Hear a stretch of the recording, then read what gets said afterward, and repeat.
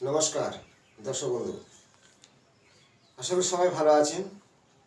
হস্তরেখা বিচার, বৃহত্তম শাস্ত্র ও বৈদিক জ্যোতিষ, বাস্তব তন্ত্র, এই যাবতীয় তত্ত্ব আমাদের সামনে একের পর এক ভিডিও আমি তুলে ধরব। যদিও অনেকের প্রশ্ন, যেমন একটা লাইন বাই লাইন যে আয়ুরেখা, তারপরে হৃদয় রেখা, শিররেখা, তারপরে রবিরেখা পরপর দেওয়া হয়, কিন্তু সেটা প্রত্যেকের এটা নিয়ম, কিন্তু আমি তার বিপরীত নিয়মে চলি। আমার যখনই যেটা মনে আসে সেইটাই করি, কারণ বিভিন্ন মানুষের হাত দেখি, সেইটাই তুলে ধরি। সেই ধরনের ভিডিওগুলো আমি দিই। অনেকে হরস্কোপ, কারো চার্ট ডেট অফ বার্থ দিল, সেইটা নিয়ে তুলে ধরলাম। এবার শেখানোর জন্য তার পদ্ধতি আলাদা, যে একটা হরস্কোপ প্রথম 12টা ভাব থেকে কোন ঘরে কী থাকা, কিছু কিছু দিয়েছি। এবং হস্তরেখার মধ্যে আমার কিছু নিয়ম আছে, যে আয়ুরেখার পরে শিররেখা দেখাতে হয়, শিররেখা পরে হৃদয় রেখা, তারপর ভাগ্যরেখা আসতে হয়।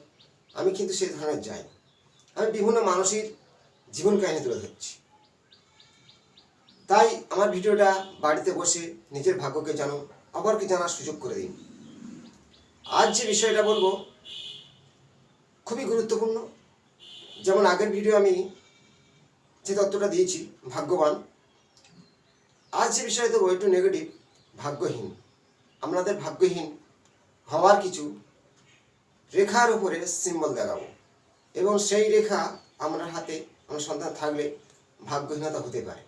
আবার ভাগ্যহীন থেকে সে ভাগ্যবান হতে পারে।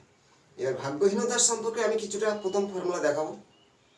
ভয় পাওয়ার কোনো কারণ নেই। ভাগ্যহীন হলেও নিজের ভাগ্যকে গড়ে যায় তার আপন চেষ্টা। জানার পরে কোনো জাতক জাতিকার কোনো রোগ ব্যাধি হয়েছে, ডক্টরের কাছে গেলে সেই রোগকে সারাতে পারে। তেমনই জ্যোতিষশাস্ত্রের সাবজেক্ট, এর মধ্যে তার বিধান আছে তার প্রতিকার করা। এতে আপনাদের ভালো হবে। অনেকে যে আমি জ্যোতিষ বিশ্বাস করি না, মানি না, আমি বলবো তারাই বেশি মানে।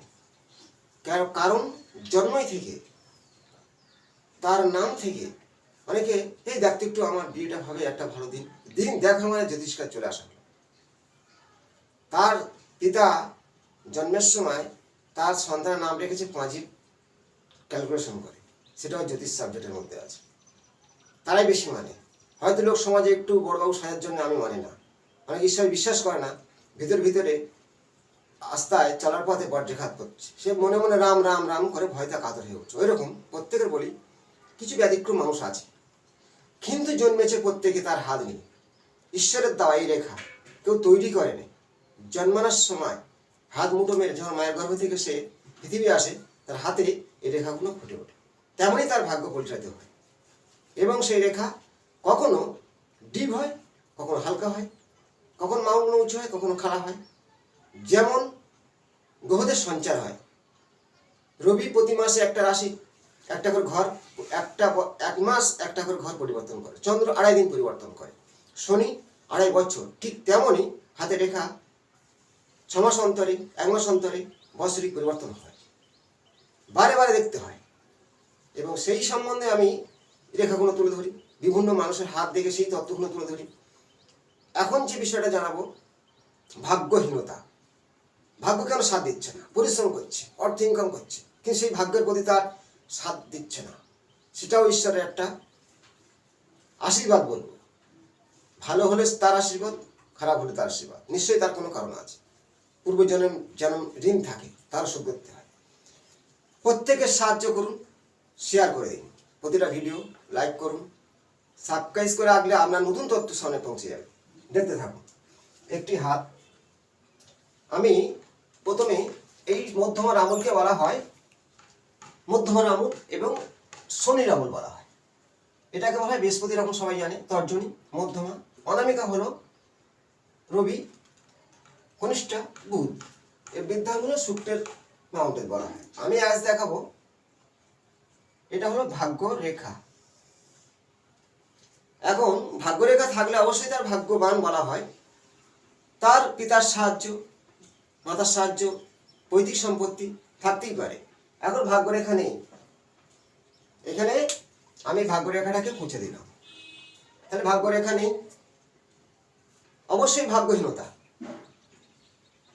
ভাগ্যরেখা মানে ভাগ্য পরিবর্তন করে।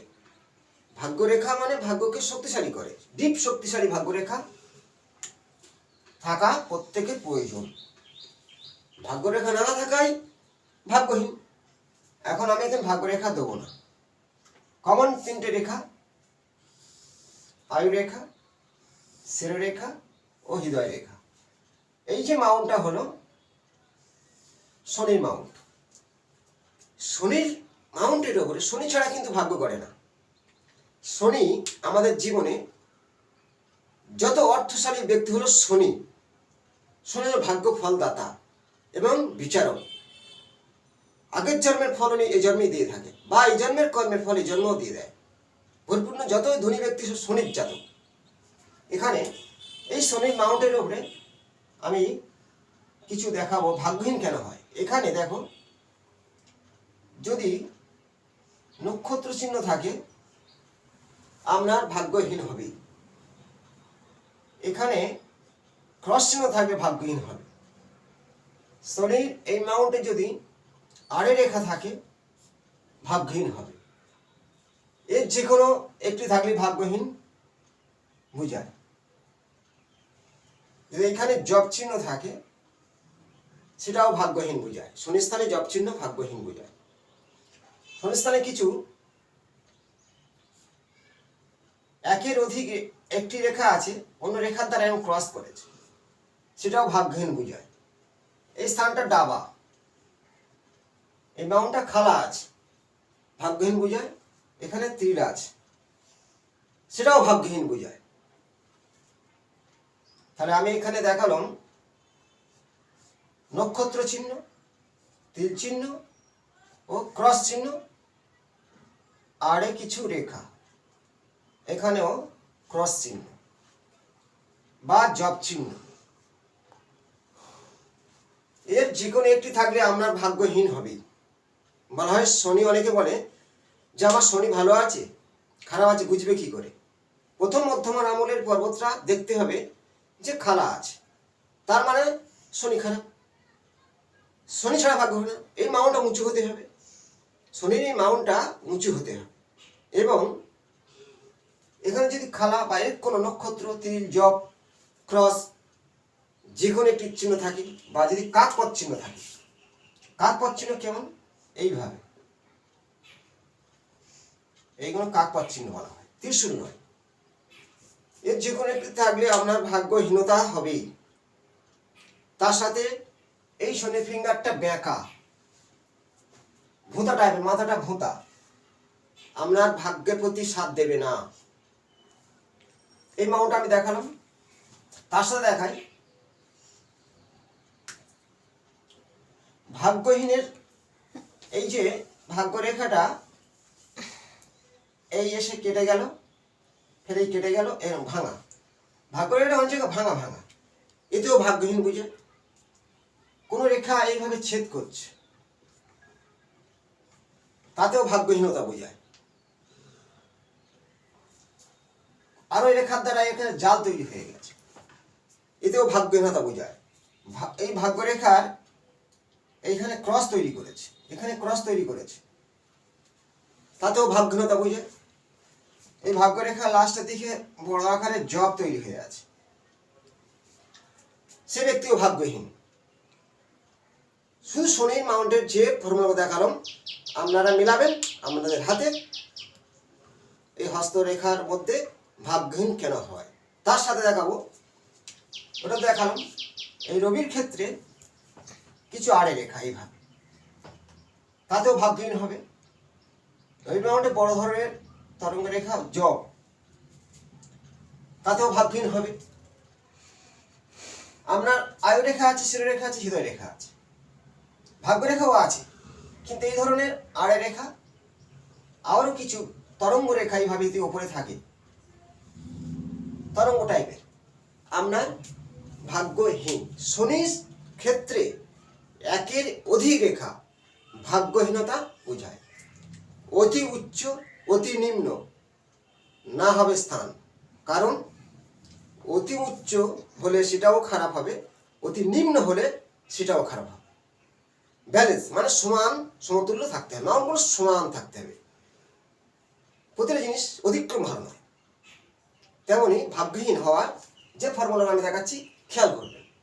এবারে এটা শুক্রের স্থান, শুক্রে এই ঊর্ধ্বগামী রেখাগুলো যায়, কিন্তু ঊর্ধ্বগামীর থেকে দেখা যায় প্রচুর এইভাবে আড়ে রেখা, এইভাবে আড়ে রেখা, অসংখ্য আড়ে রেখা, অথবা শুক্রের যে মাউন্টটা অধিক উঁচু, আপনার ভাগ্যহীনতা করাবেই। তার সাথে এটা বলা হয় নিম্ন মঙ্গল বা রাহু স্থান, এইখানে কিছু এইভাবে রেখা এইভাবে এরকম তৈরি হয়ে যাচ্ছে, আপনার ভাগ্য প্রতিহানি হবে, ভাগ্যহীনতা হবে।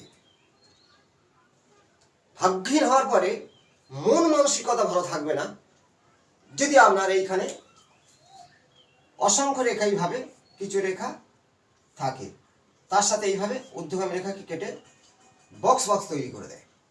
আপনার ভাগ্যহীন, তার সাথে মন মানসিকতা ভালো নেই। এটা চন্দ্রের মাউন্ট বলা হয়, চন্দ্রের ক্ষেত্র। এইখানে চন্দ্রক্ষেত্র, এখানে কোনো রকম ক্রস তৈরি করেছে বা জবের আকার আছে, তিল আছে, ভাগ্যের প্রতি হানি হবে। বৃহস্পতির মাউন্টে কোনো রকম ঠিক জব এইভাবে আছে, আপনার ভাগ্য সাথ দেবে না। সাধারণ বলি, সাধারণ একটা বক্তব্য দেবো, 100 মানুষের 80% মানুষের নিম্ন স্তরের ভাগ্য বলা হয়, 20% উচ্চ অঙ্কের ভাগ্য বলা হয়, আবার তার থেকে ভাগ্যের আর একটা মধ্যবিত্ত বলা হয়। এবার 9টা গ্রহর 6টা ভালো থাকে ধনী ব্যক্তিদের, গরিবদের 9টার 8টা খারাপ থাকে বেশিরভাগ। এখানে আমি দেখালাম চন্দ্র, শুক্র, রাহু, বৃহস্পতি, শনি ও রবি। এই মাউন্টগুলো যদি খারাপ হয় বা এই অশুভ চিহ্ন থাকে, আপনার ভাগ্যের প্রতি সাথ দেবে না, ভাগ্যহীনতা বোঝায়। তার সাথে এখানে মঙ্গলের ক্ষেত্র, এটা মঙ্গলের ক্ষেত্র, এইখানে যদি এরকম কোনো জব থাকে, ক্রস থাকে, আপনার ভাগ্যের প্রতি সাথ দেবে না। মঙ্গল মানে সম্পত্তি নেই, সম্পত্তি হানিকারক, বুঝতে হবে। এই যে 9টা গ্রহের মধ্যে যদি হ্যাঁ সব খারাপ না, এটা আমি দেখালাম। এখানে শুক্র হয়তো ভালো থাকতেই পারে, খুব ভালো থাকে না। গরিব মানে শুক্র ভালো থাকে না, শুক্র হলো সুখদাতা। চন্দ্র ভালো থাকে না, চন্দ্র হলো মন মানসিকতা ভালো, এ দুটো বুঝতেই হবে। তাহলে গরিব ব্যক্তিদের রবি কি করে ভালো হতে পারে? রবি তো অর্থের যশ সম্মান, যার অর্থ আছে তার যশ সম্মান আছে। এবার শনি ভাগ্যের ফলদাতা, শনি তরঙ্গ রেখা, ক্রস, জব, তিল, যে সিম্বলগুলো আমরা দেখালাম, এইভাবে থাকলে ভাগ্যহীনতা পাওয়া যায়। শনি ভালো তো ভাগ্য ভালো, কারণ যত ধনী ব্যক্তি শনির জাতক আছে তার সাথে শনি ভালো আছে। শনি ছাড়া ভাগ্য করে না। জ্যোতিষশাস্ত্র অনুযায়ী অনেক সময় অনেক ব্যক্তির মুখে শোনা যায় বৃহস্পতি তো খুব ভালো চলছে। বৃহস্পতি ভালো কি ভালো হবে? জ্ঞান তার মধ্যে থাকতেই পারে, পুরোহিত্রী করবে, মন্দিরে মন্দিরে পূজা করে বেড়ানো, কিছু মানুষের বক্তব্য দেওয়া, বাক্যকে ব্যয় করা মানে বক্তব্য, কিন্তু অর্থ থাকে না। প্রমাণ আছে। বৃহস্পতি ভালো তো সে জ্ঞানী অবশ্যই, শাস্ত্রের বাক মানে শাস্ত্র যথেষ্ট সে জানে, দেবতাদের টিচার, তাহলে শিক্ষা রাখতে পারে, কিন্তু ধনী নয়। তেমনি বৃহস্পতির উপর অতটা গুরুত্ব নয়, মেন শনি। শনি ভালো থাকতেই হবে। শনি খারাপ তো গরিব, শনি ভালো তো ধনী, মূল কথা এইটাই। আমি এই যে ভিডিও দিলাম আপনাদের সামনে, পত্রিকা শেয়ার করুন, কমেন্ট করুন, নতুন নতুন তথ্য আমরা তুলে ধরবো। সবাই ভালো থাকবেন, নমস্কার।